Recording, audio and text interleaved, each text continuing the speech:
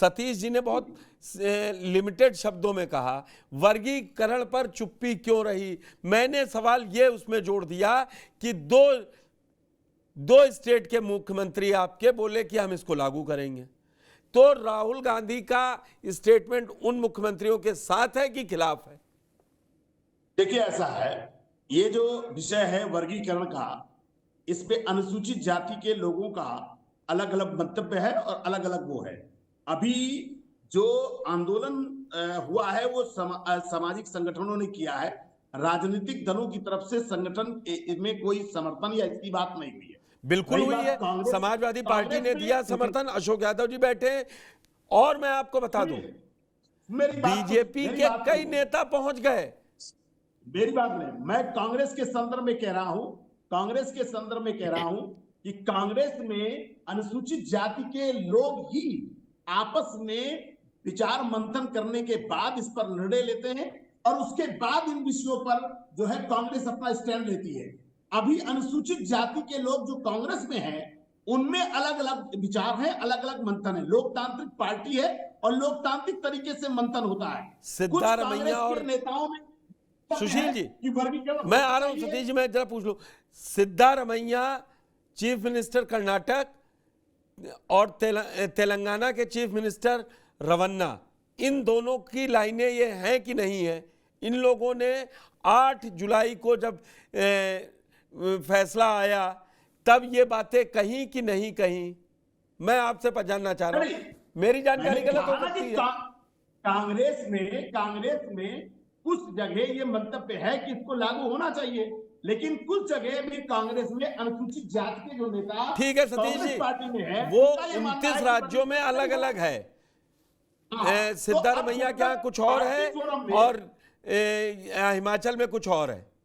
आप कुछ पूछना चाह रहे थे? फोरम में जब तक पार्टी फोरम में कोई एक राय नहीं बनती है तो कांग्रेस अभी उस पर पूरे, चूंकि अनुसूचित जाति केवल उत्तर प्रदेश में तो है नहीं, देश के कोने कोने में है और हर स्टेट में अलग अलग अनुसूचित जाति के नेता हैं, तो सबकी राय आने के बाद चूंकि ये कोर्ट का मैटर हुआ है और कोर्ट के मैटर में निश्चित तौर पर पार्टी अपना स्टैंड लेकर के साफ साफ करेगी। ठीक है, लेकिन आपकी बात आ गई।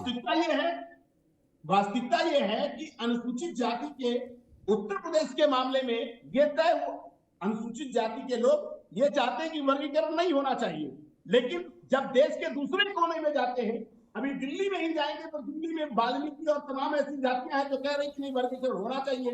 तो मेरा कहने का तात्पर्य यह है कि ये जो विषय है वो कांग्रेस के फोरम पर एक राय होने के बाद जो हमारे जननायक राहुल गांधी, ठीक है 2 मिनट, ठीक है, जननायक राहुल गांधी जी की बात लेंगे। सतीश जी कुछ पूछ रहे हैं जी, सतीश जी कहना चाह रहे हैं आप कुछ? नहीं, देखिए पुष्कर जी, देखिए कांग्रेस को जिस तरह से बयानबाजी है, देखिए 70 के दशक में जब जैसा बिहेवियर कांग्रेस के तमाम अपर कास्ट लीडर्स ने, जब दलित लीडर्स बाबू जगजीवन राम जी को जिस तरीके से उनके साथ व्यवहार किया, उनके जब प्रधानमंत्री बनने की अगर बारी आई तो उनके अधिकारों को कहीं ना कहीं सीज किया गया। और 70 के दशक से दलितों ने जिस तरह से कांग्रेस से एक लंबी दूरी बनाई और राहुल गांधी ने एक यात्रा करके कहीं ना कहीं उन लोगों के बीच में जाकर के जिस तरह से अपनी बातें करी है, इस तरह की बातें कर देने से, और जो वर्गीकरण की बात कर रहा हूं पासी जी, मैं एक छोटी सी बात बता दूं आपको कि उसी आरक्षण की बात बताता हूं कि भारत में आरक्षण कांग्रेस की देन नहीं है या भारत सरकार की देन नहीं है। बाकायदा ब्रिटिश सरकार के टाइम में 3 गोल में सम्मेलन होते हैं और उन 3 गोल में सम्मेलन में इस देश के दलितों को आरक्षण नहीं मिला था, बाकायदा 2 वोट का अधिकार मिला था। और गांधी जी ने बाकायदा जब उपवास किया तो बाबा साहब जी ने गांधी के प्राण बचाने के लिए उस 2 वोट के अधिकार को मजबूरी में छोड़ करके इस देश में आरक्षण प्राप्त किया। और आरक्षण एक राज्य की सूची नहीं है, वो केंद्र की सूची है और ये तय करने वाले मैं और आप नहीं है या सुप्रीम कोर्ट नहीं है। बाकायदा संविधान में जो भी बात शामिल है वो उस लंबी संविधान सभा की एक लंबी बहस है। उस संविधान सभा की लंबी बहसों के बाद ये तय किया गया कि जो अनुसूचित जाति जनजाति की जो सूची होगी बाकायदा उसको केंद्र जारी करेगा।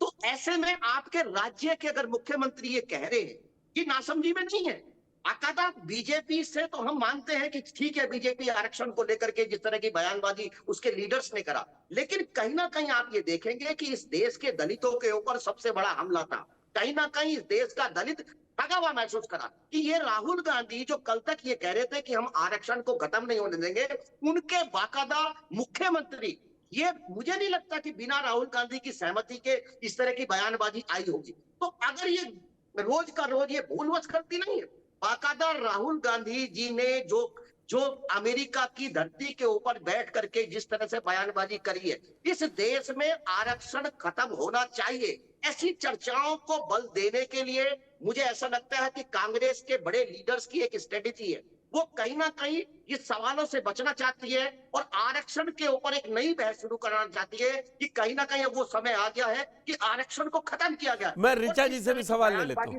आपकी बात समझ गया मैं। जो लोग हैं, जो वोटर्स हैं, उसको प्रभावित करने की कोशिश कर रहे हैं। जी ठीक है ऋचा जी, आपकी पार्टी की लाइन क्लियर है वर्गीकरण के फैसले पर? जी मैं नहीं, मैं अपने यही सपा के प्रवक्ता से एक चीज पूछना चाहती हूँ कि जो सुप्रीम कोर्ट का फैसला आया था वर्गीकरण एंकरिंग का, तो मुझे कर लेने दीजिए, मैं जी कम से कम मुझे सवाल ले लेने, मैं अशोक जी से लूंगा सवाल।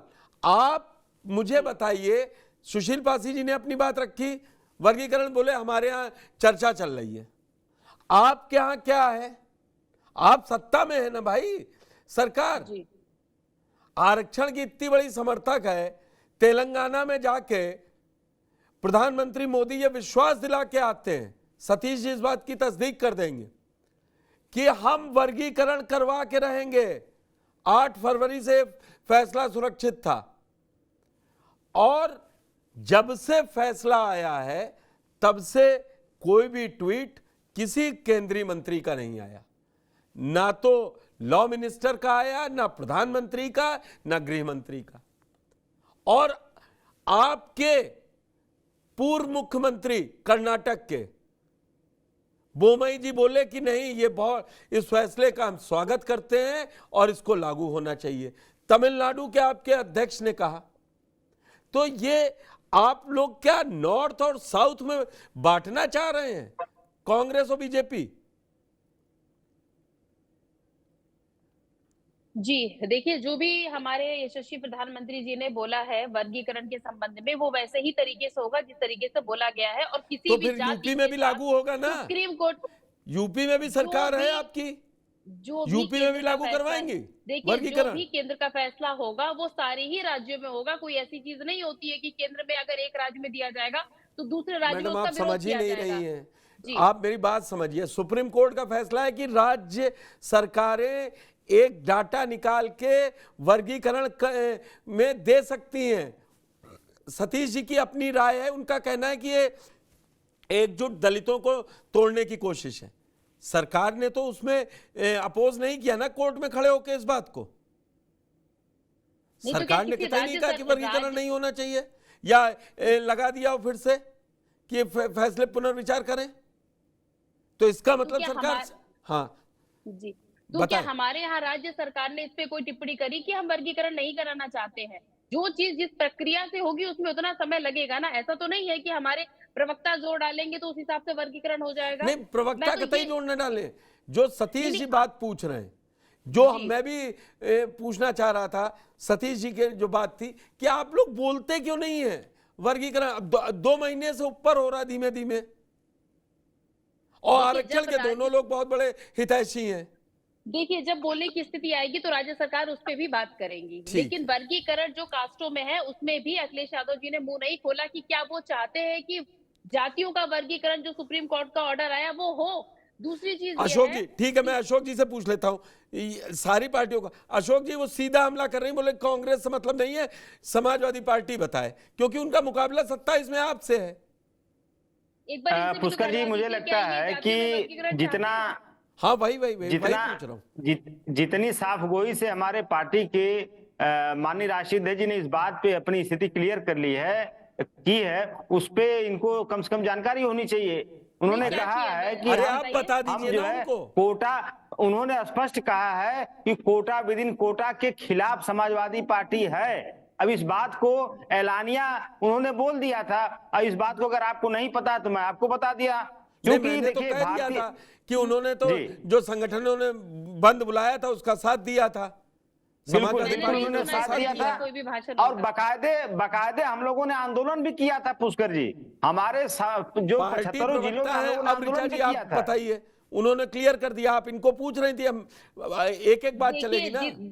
जो मौन व्रत अखिलेश यादव जी ने इसमें धरा था, मेरे हिसाब से तो वही है। अब ये प्रवक्ता महोदय बोल रहे हैं तो इनकी जानकारी के लिए मैं भी उसकी जानकारी ले लूंगी, क्योंकि इनकी जो दो तरफा नीति है ना कि यहाँ पर कुछ और वहां पर तुरंत पलट जाते हैं बातों से, तो इनकी बातों पे तो मुझे भरोसा नहीं। यदि आप एंकर महोदय जानते हो तो आप बताइए, मेरी जानकारी में तो नहीं है, मैंने सतीश तो भाई पूछ बता देंगे इस बारे में। मैं ऑफिशियल ये जानता हूं, जब 21 अगस्त को भारत बंद बुलाया गया था तब उसमें समाजवादी पार्टी ने अपना समर्थन दिया था, मैं ये जानता हूं। इनके विधायक और सांसद सड़कों पे थे। जी उसके विरोध में भाजपा थी, जी भाजपा भी है विरोध में। कि हम सुप्रीम कोर्ट के हर फैसले के साथ है, बहुत सीधी सी स्पष्ट बात है। यदि आप मुझसे ये जानना चाह रहे हैं कि राज्य सरकार उसे कब लागू करेगी, मैं किस दिन ये उसकी सब तारीख, मैंने तो कहा इसको मैं पूछा, निर्धारित नहीं मैं करती हूँ। ये एक दिन का फैसला थोड़ी ना है, एक दिन में पता चल जाएगा। जाति जनगणना आप लोग करवा रहे हैं, तब उसके बाद आए ना बात। और तो जातिगत जनगणना की अगर ये बात करते हैं तो जरा इनसे पूछ लीजिए कि जिन राज्यों में इनकी सरकार है वहां जातिगत जनगणना हो गई है क्या? मैं इनकी तो उत्तर किसी प्रदेश राज्य की में हूँ। सरकार नहीं, पहली बात अशोक यादव जी की। अब जहाँ- 27 के अशोक लिए यादव जी भटक की बात रहे नहीं हैं। कर रहे हैं, मेरे कांग्रेस के प्रवक्ता भाई बैठे हैं, मैं इनसे पूछना चाहती हूँ जहाँ मैं इनकी सुशील सरकार जी है से वहाँ पूछ जातिगत लेता हूँ। जनगणना है मैं क्या? हाँ ठीक है। दूसरी चीज, सबसे पहले ओबीसी को नौकरी में जो प्रमोशन का आरक्षण रोकने वाली कौन